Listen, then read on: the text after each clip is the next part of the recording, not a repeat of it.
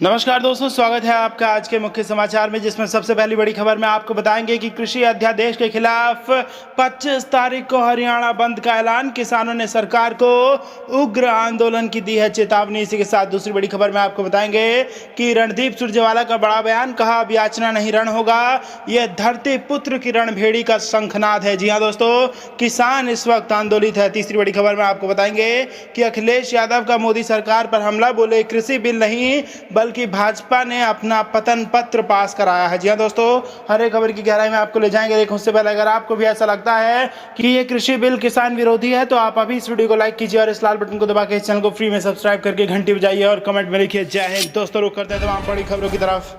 कृषि अध्यादेश के खिलाफ 25 को हरियाणा बंद, किसानों ने सरकार को उग्र आंदोलन की दी चेतावनी। जी हां दोस्तों, केंद्र सरकार के कृषि आधारित 3 अध्यादेशों के खिलाफ आज हरियाणा में जगह जगह किसानों का जन सैलाब सड़कों पर उतर आया। सड़क पर जहां तक नजर जा रही थी बस किसान ही किसान दिख रहे थे। केंद्र के अध्यादेश के खिलाफ नारेबाजी करते हुए किसानों ने सरकार को चेतावनी दी कि अगर अध्यादेश वापस नहीं लिया गया तो आंदोलन और उग्र होगा। इसके अलावा किसानों ने 25 सितंबर को हरियाणा बंद रखने का भी ऐलान किया। साथ ही 27 सितंबर को दिल्ली में महत्वपूर्ण बैठक करने की भी घोषणा की गई। इस दिन किसान अध्यादेश के खिलाफ अहम फैसला लेंगे। इससे पहले भारतीय किसान यूनियन द्वारा आज शाहबाद मरकंडा के दाऊ माजरा गांव के पास दोपहर 12 बजे से 3 बजे तक रोड जाम किया गया। बड़ी संख्या में जुटे किसानों ने सड़क को जाम कर प्रदर्शन किया और सरकार के खिलाफ नारेबाजी की। हालांकि इस दौरान पुलिस बल भी तैनात रहा और किसी भी तरह की हिंसक घटना का समाचार नहीं है। फतेहाबाद में आज केंद्र सरकार के कृषि अध्यादेश के खिलाफ हजारों की संख्या में किसान सड़कों पर उतर आए। जहां तक नजर जा रही थी जन सैलाब दिख रहा था। जिले भर से आए हजारों किसानों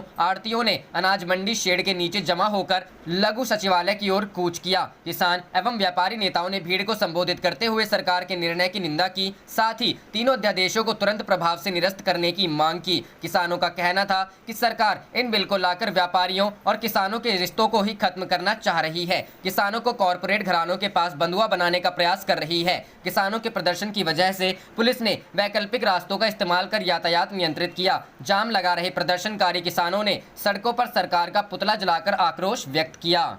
रुक करते हैं अगली खबर की तरफ। सुरजेवाला बोले अब याचना नहीं रण होगा, ये धरती पुत्र की रणभेरी का शंखनाद है। जी हां दोस्तों, किसान बिल विपक्ष के हंगामे के बीच राज्यसभा में पास हो गया है। कृषि संबंधित 2 बिल ध्वनि मत से पास हुए हैं। बिल पास होने के बाद प्रधानमंत्री नरेंद्र मोदी ने इस ऐतिहासिक दिन के तौर पर बताया है। वहीं कांग्रेस के राष्ट्रीय महासचिव रणदीप सुरजेवाला ने इसे अंधकारमय बताया है। उन्होंने कहा कि जान ले अब याचना नहीं रण होगा। सुरजेवाला ने कहा कि आज 73 वर्षों में सबसे अंधकार में दिन है। पंडित जवाहरलाल नेहरू पहला संविधान संशोधन लाए थे ताकि किसानों को जमींदारों के शोषण से मुक्त किया जाए और जमीन अन्नदाता को सौंपी जाए। मोदी 3 कानून लाए हैं कि किसानों की जमीन और उनकी उपज नए जमींदारों यानी पूंजीपतियों को सौंप दी जाए। उन्होंने कहा कि 1857 का स्वतंत्रता संग्राम इसलिए हुआ कि लॉर्ड डलहौजी ने भारतीयों से उनकी रियासतें, स्वशासन और हथियार छीन लिए थे। 2020 का स्वतंत्रता संग्राम इसलिए होगा कि एक तानाशाह किसानों से उनकी जमीन और खेत खलिहान छीन रहा है। उन्होंने ट्वीट कर कहा कि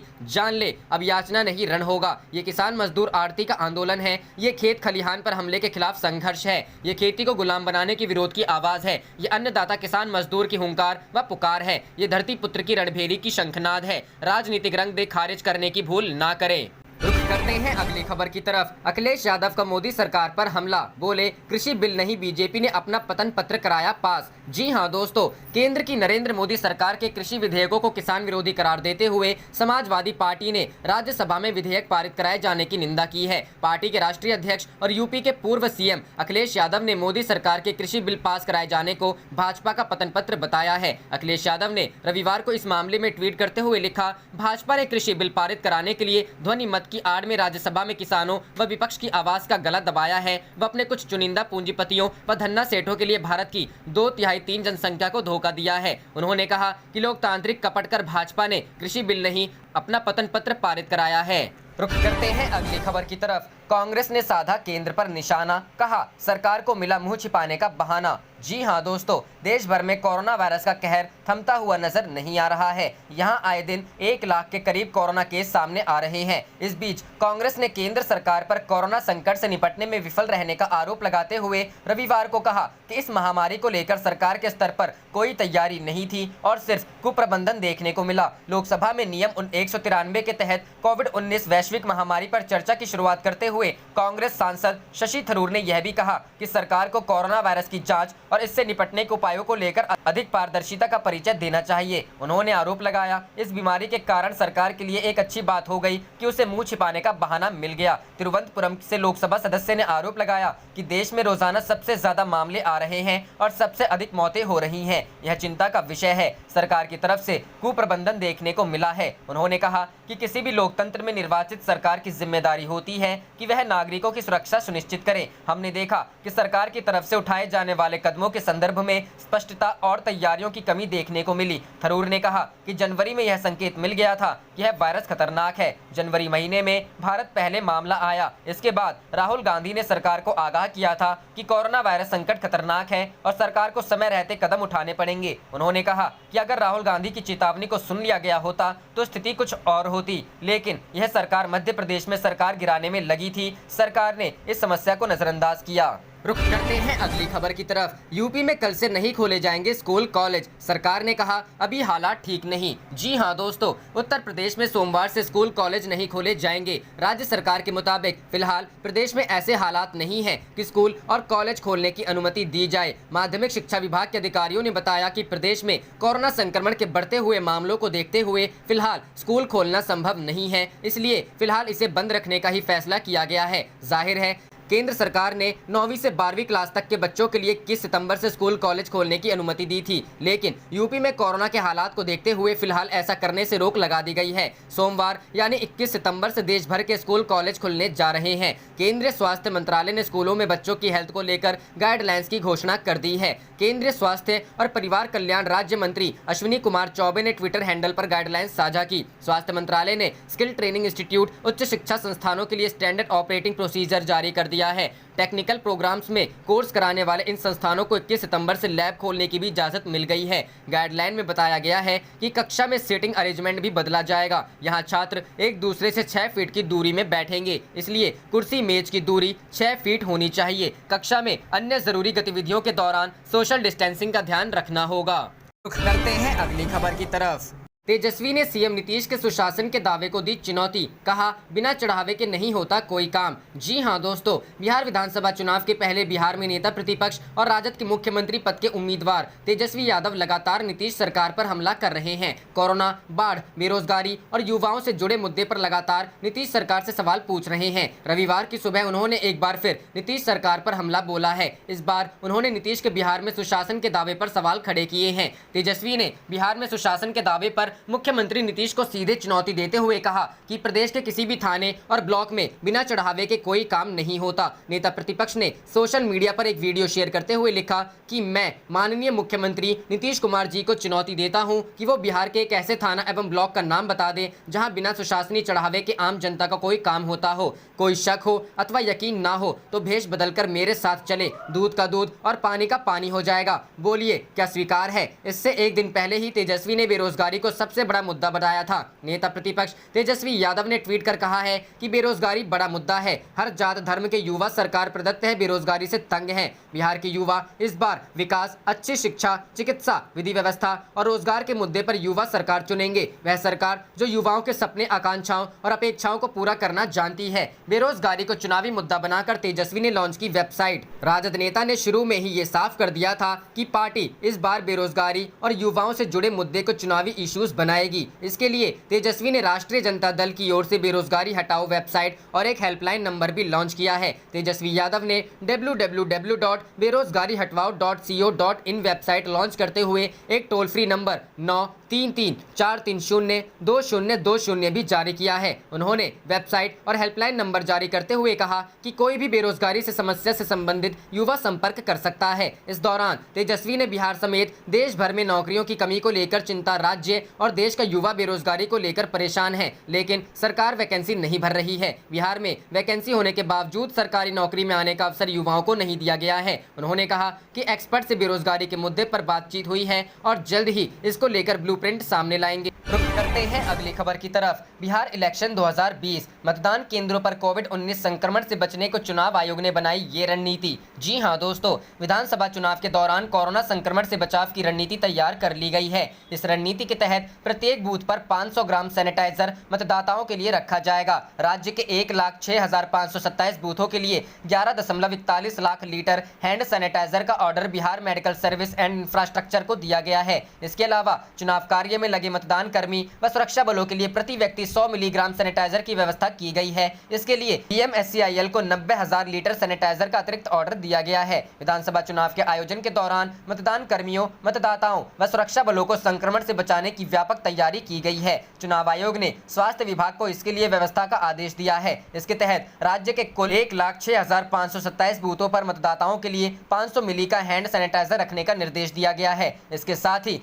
7,66,994 मतदान कर्मियों व 35,000 जिला बल, 22,000 होमगार्ड, 5,850 बीएमपी जवान व 4,980 सैप जवानों को भी 100 ग्राम की एक सैनिटाइजर यूनिट उपलब्ध कराई जाएगी। कोरोना से बचाव के लिए 46,01,946 3 प्लाई मास्क व्यवस्था का आदेश दिया गया है। ये मास्क चुनाव में लगे कर्मी 3 दिन लगाएंगे। रुक करते हैं अगली खबर की तरफ। किसानों को पूरी तरह तबाह करने पर तुली है बीजेपी सरकार, अखिलेश। जी हां दोस्तों, समाजवादी पार्टी के राष्ट्रीय अध्यक्ष अखिलेश यादव ने कहा कि भाजपा सरकार ने ठान लिया है कि किसानों को पूरी तरह उजाड़ कर ही दम लेगी। यह सरकार खेती को अमीरों के हाथों गिरवी करने के लिए शोषणकारी विधेयक लाई है। ये खेतों से किसानों का मालिकाना हक छीनने का षड्यंत्र है। इससे एमएसपी सुनिश्चित करने वाली मंडियां धीरे धीरे खत्म हो जाएंगी। भविष्य में किसानों की उपज व उचित दाम भी छिन जाएगा और वो अपनी ही जमीन पर मजदूर बनकर रह जाएगा। अखिलेश ने आईपीएन को दिए अपने बयान में कहा कि केंद्र सरकार द्वारा लाया गया बिल किसान विरोधी है। यह किसानों के साथ बड़ी साजिश है। कृषि और किसान ही होता है जो कठिन समय में देश की अर्थव्यवस्था संभालता था, लेकिन अब खेती पर बड़े उद्योगपतियों की नजर है, जिससे किसान मजदूर बनकर रह जाएगा।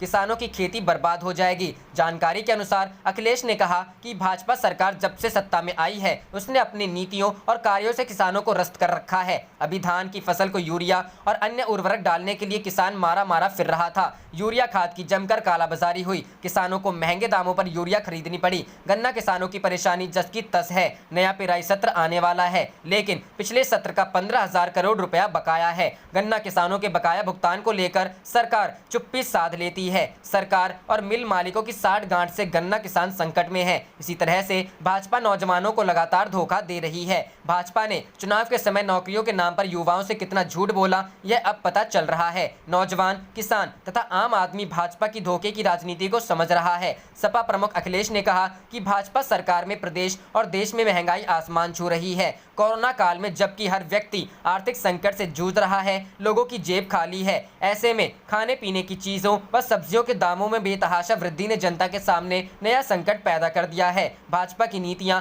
लोक कल्याणकारी नहीं है। रुक करते हैं अगली खबर की तरफ। स्कूल खोलने की तैयारी पूरी, लेकिन प्राइवेट स्कूल एसोसिएशन ने लिया यह फैसला। जी हां दोस्तों, लखनऊ में कल से 21 सितंबर को स्कूल नहीं खुलेंगे। कोरोना संक्रमण को देखते हुए प्राइवेट स्कूल एसोसिएशन ने यह फैसला लिया है। संगठन का कहना है कि लखनऊ में कोरोना संक्रमण के मामलों में लगातार इजाफा हो रहा है। इसको देखते हुए स्कूल न खोलने का फैसला लिया गया है। अन्य प्राइवेट स्कूल एसोसिएशन के अध्यक्ष अनिल अग्रवाल ने बताया कि स्कूलों के स्तर पर तैयारियां पूरी की गई हैं, लेकिन वर्तमान स्थिति को देखते हुए फिलहाल अभी खोलने का फैसला नहीं लिया गया है। साफ है कि स्कूल प्रशासन बच्चों की सुरक्षा को लेकर किसी स्तर पर समझौता करने को तैयार नहीं। ऐसे में फिलहाल ऑनलाइन कक्षाओं के माध्यम से बच्चों की पढ़ाई जारी रहेगी। बता दें कि केंद्र सरकार की ओर से जारी दिशा निर्देशों के तहत 21 सितंबर से स्कूल खोले जाने को लेकर छूट दी गई है। इस क्रम में कई राज्यों में 21 सितंबर से स्कूल खोलने को लेकर हरी झंडी भी दी जा चुकी है। राजधानी लखनऊ समेत प्रदेश भर के स्कूल संक्रमण के बढ़ते मामलों को देखते हुए अभी ऑनलाइन शिक्षा मुहैया कराना ही हर लिहाज से बेहतर और सुरक्षित मान रहे हैं। निजी स्कूलों के संगठन के प्रदेश अध्यक्ष अनिल अग्रवाल ने बताया कि छात्रों के स्वास्थ्य को देखते हुए फिलहाल लखनऊ में स्कूल को न खोलने का फैसला लिया गया है।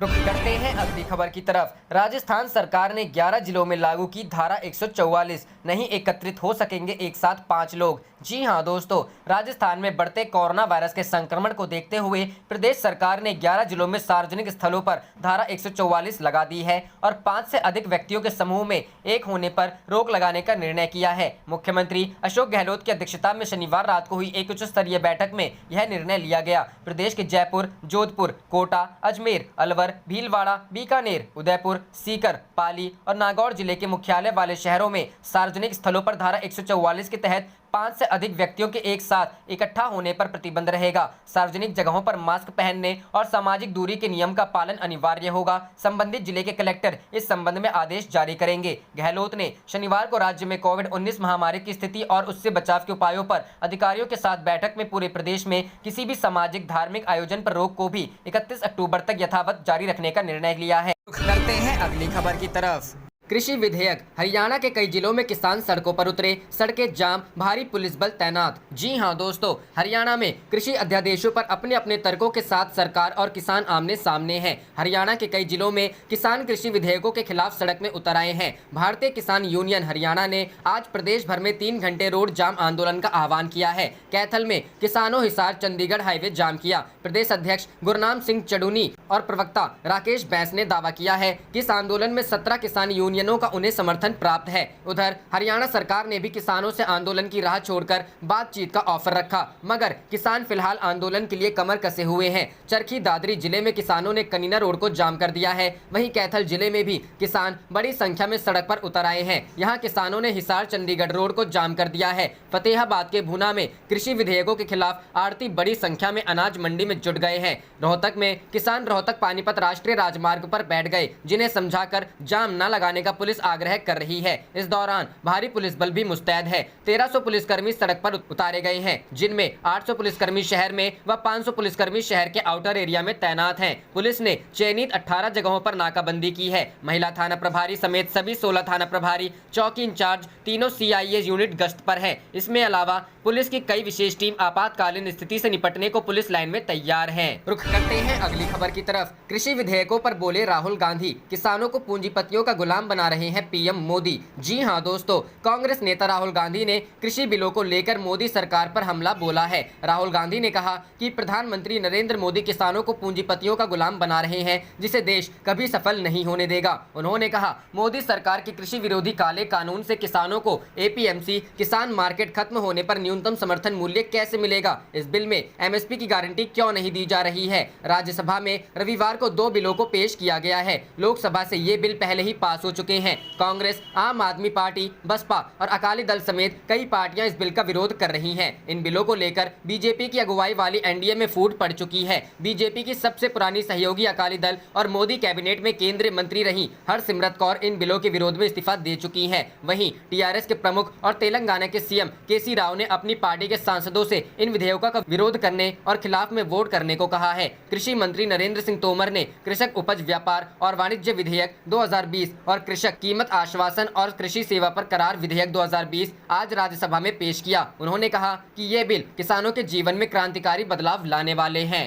रुख करते हैं अगली खबर की तरफ। संजय राउत का PM से सवाल, क्या अफवाह पर ही मंत्री ने इस्तीफा दे दिया? जी हां दोस्तों, शिवसेना के सांसद संजय राउत ने कहा कि देश में 70% लोग खेती से जुड़े हैं। पूरे लॉकडाउन में किसान ही काम कर रहे थे। सरकार क्या भरोसा दे सकती है कि बिल के पास होने के बाद किसानों की आय दोगुनी हो जाएगी और आगे देश में कोई भी किसान आत्महत्या नहीं करेगा? उन्होंने कहा कि अगर यह बिल किसान विरोधी है तो पूरे देश में विरोध क्यों नहीं हो रहा है? अगर पूरे देश में विरोध नहीं हो रहा है तो इसका मतलब है कि बिल को लेकर भ्रम, कुछ कंफ्यूजन भी है। सरकार को इसे दूर करना चाहिए। संजय राउत ने आगे कहा कि PM मोदी ने बताया था कि बिल को लेकर अफवाह फैलाई जा रही है। ऐसे में मैं पूछना चाहता हूं कि क्या अफवाह पर ही एक मंत्री ने इस्तीफा दे दिया?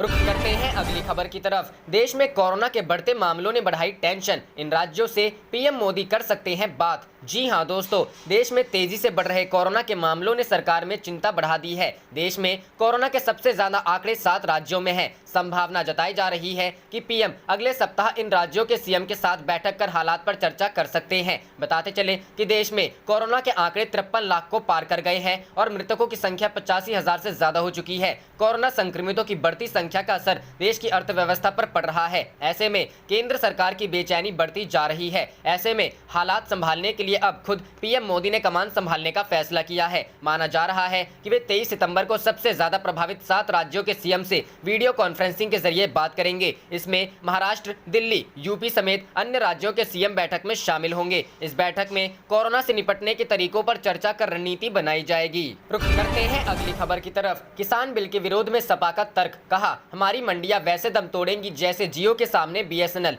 जी हां दोस्तों, राज्यसभा में कृषि से जुड़े बिलों पर चर्चा के दौरान समाजवादी पार्टी ने इस बिल का विरोध किया है। समाजवादी पार्टी सांसद रामगोपाल यादव ने कहा कि इस बिल के बाद हमारी मौजूदा मंडियां निजी मंडियों के आगे दम तोड़ देंगी। रामगोपाल यादव ने कहा कि बिल के आने के बाद निजी कंपनियां अपनी मंडियां स्थापित करेंगी और उनके सामने मौजूदा मंडियां नहीं चल पाएंगी।